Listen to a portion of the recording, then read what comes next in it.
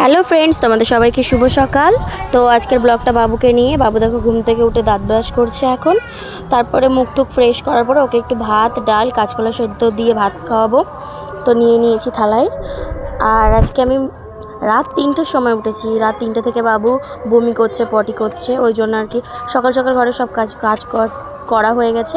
তো ভাত ডাল আর লাউ চিংড়ি করেছি। আর দেখো এখন ঘরে সব কিছু গুছানো হয়ে গেছে, গুছিয়ে গেছে রেখে ব্লগ করছি। দেখো দিদির সাথে বাবু খেলা করছে। আর এটা হচ্ছে আমার শ্বশুরমশাইদের ঘর। তো এখন আমি স্নান করতে যাবো, সব কাজ বাজ সারা হয়ে গেছে, ও দিদির সাথে খেলছে। তো ওই জন্য মাথায় তেল মেখে নিচ্ছি।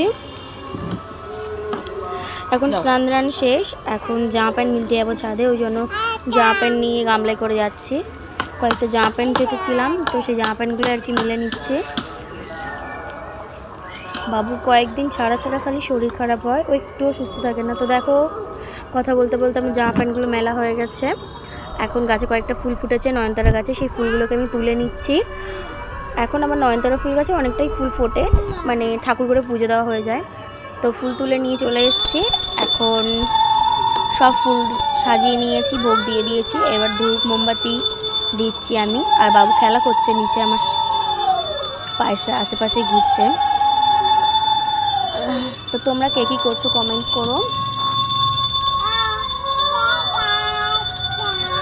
একা হাতে সব কিছু সামলাতে হয়, ওই জন্যই আর কি।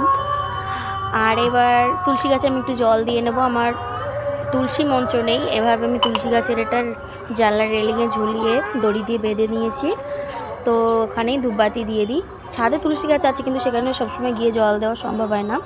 তো এখন আমার কাজ বাজ শেষ, এখন আমি ভাত খেতে বসে গেছি। লাউ চিংড়ি দিয়ে পেঁপে